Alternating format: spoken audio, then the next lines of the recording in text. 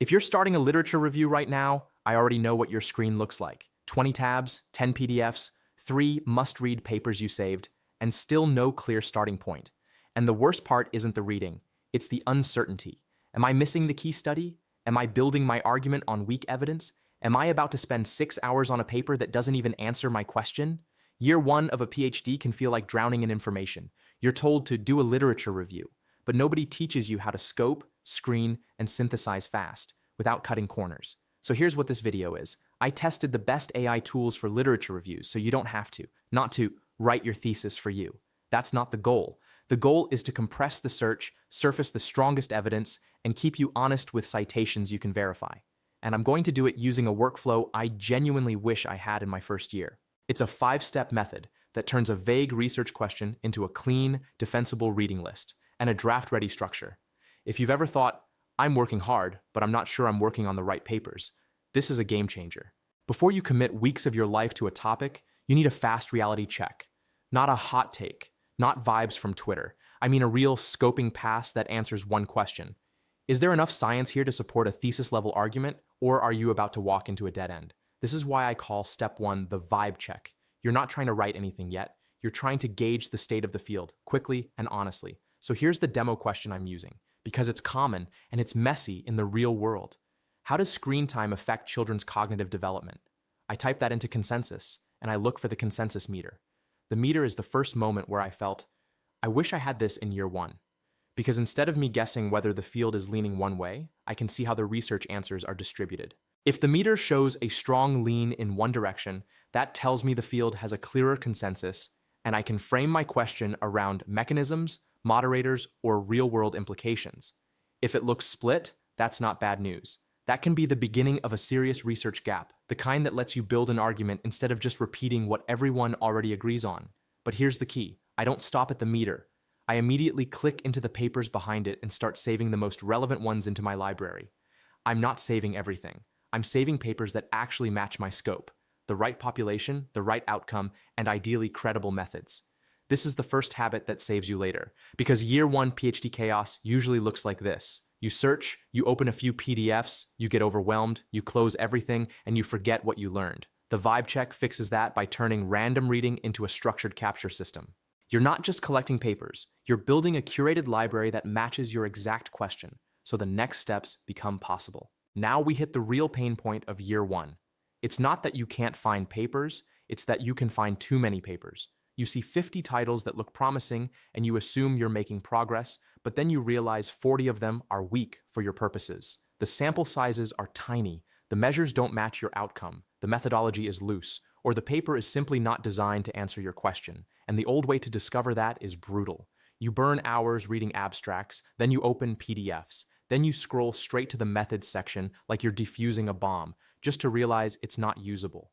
Step 2 is where you stop being a passive consumer of research and start screening like a researcher. This is where deep research comes in. The goal here is not to become faster at reading. The goal is to get faster at rejecting the wrong papers with confidence. In deep research, the way it's described in the workflow you gave me, you can see the system doing a structured scan across a large set of studies, then narrowing down. You may see a flow diagram that shows how a huge pool becomes a smaller, higher quality set. You may see a results timeline so you can focus on the most recent evidence window.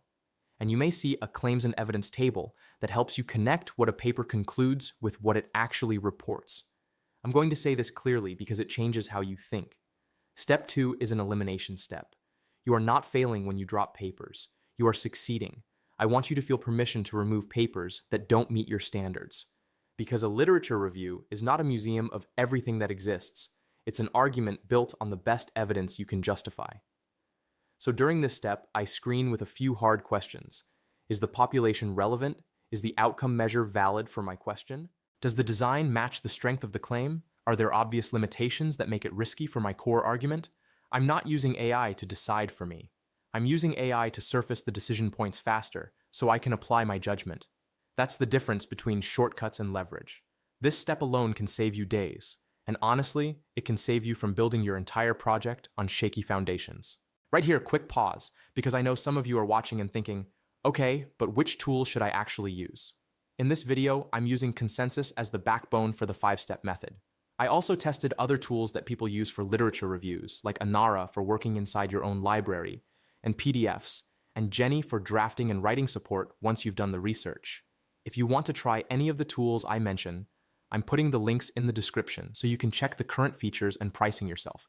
That way, you're not guessing based on a random clip, and you can pick what fits your workflow. Now you're in the place most people never reach in year one. You have a smaller set of papers that are actually worth your time. Let's say you've narrowed it down to 10 or 15 solid studies. This is where the real difficulty starts, because reading good papers does not automatically produce a good literature review. This is where so many people get trapped in what I call the shopping list review.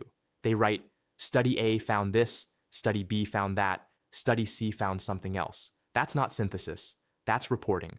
A PhD level review needs a structure that combines findings into a coherent claim. It needs patterns, it needs contrasts, it needs logic. Step 3 is synthesis, and it's the step I personally wish someone had made simple for me early on. In the workflow you shared, this is where you use Consensus Copilot or ProAnalysis to synthesize, not just summarize. That wording matters. Summarizing is compressing one paper at a time.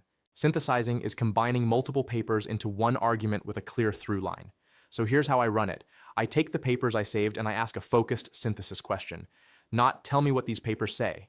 That's too broad, and it invites shallow output. I ask something like, across these selected studies, synthesize the evidence on negative effects of screen time on language development, and separate findings by age group and measurement type. Notice what I did there. I'm forcing structure. I'm specifying variables, age group, measurement type, outcome domain. That turns the AI from a generic summarizer into a tool that helps me build an argument map. Then I check the output for citations. I'm looking for traceability. Which claim is supported by which study? Where are the boundaries of the evidence? Does it state limitations, or does it pretend the evidence is perfect? If the tool gives me a coherent paragraph with citations that match the claims, that paragraph becomes scaffolding. Not my final writing, but a strong starting frame that I can refine. If it produces something that sounds confident but the citations don't clearly back it, I treat that as a warning sign and I tighten my question. This is also where quick search can help as a shortcut when you need a fast map of the field, like which ages show the strongest association, or what does the evidence say about parental guidelines? Quick search is not your final synthesis, but it can be a rapid orientation tool that keeps you from spinning your wheels. Step 3 is where you feel momentum because you're no longer drowning in papers. You're building a narrative, you're connecting dots. And if you've ever stared at a blank page thinking, I have the papers, why can't I write? This is the step that unlocks it. It's not magic, it's structure.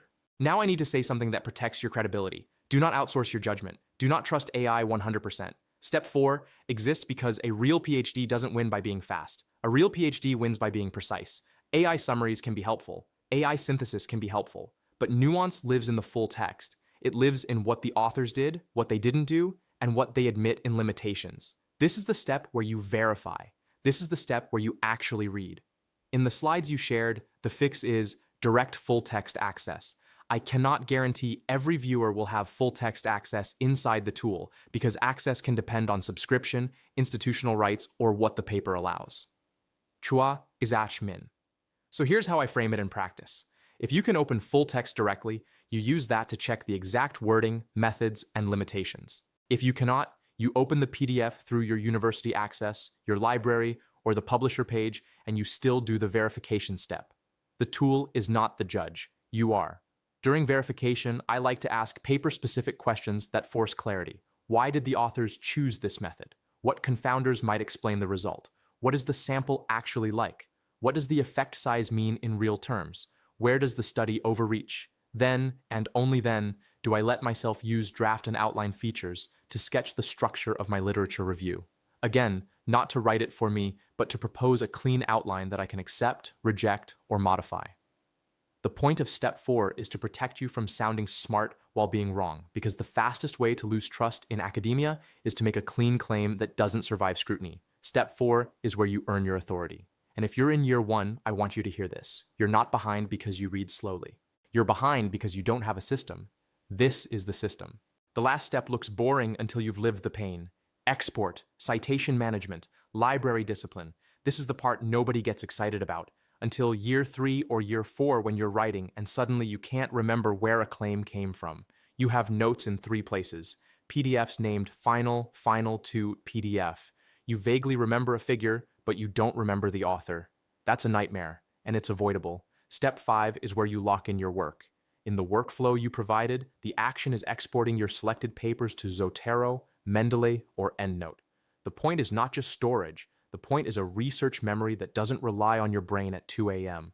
When your library is clean, your writing becomes clean. When your citations are organized, your argument becomes defensible. So at this step, I export the final set. I name collections based on the exact question and the variables I care about. I make it easy for future me to find the evidence again. That alone can save you weeks across a PhD, and that's the 5-step method. Vibe check to scope the field, efficiency filter to screen hard, synthesis to build the argument, deep read to verify, and export to keep your research usable. If you take nothing else from this, take this line with you. AI doesn't replace reading, it guides your reading.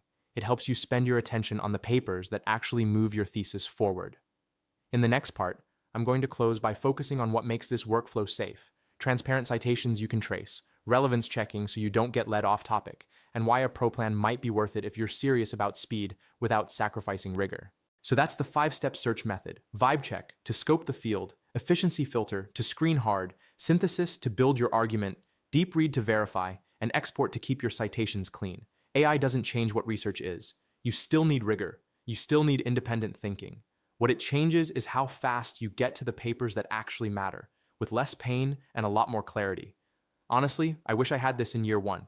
It would have saved me so many late nights and so much second guessing. If you want to try this workflow yourself, I put the link to Consensus in the description. And if I mentioned any other tools during the video, their links are down there too, so you can compare and pick what fits your budget and your style. If this helped you, hit like, subscribe, and send it to one friend who's drowning in PDFs right now. And if you want the next step, go watch the video on my channel where I show how to turn your final shortlist of papers into a clean literature review outline you can actually write from. That one is the bridge between I found better papers and I'm finally making real progress.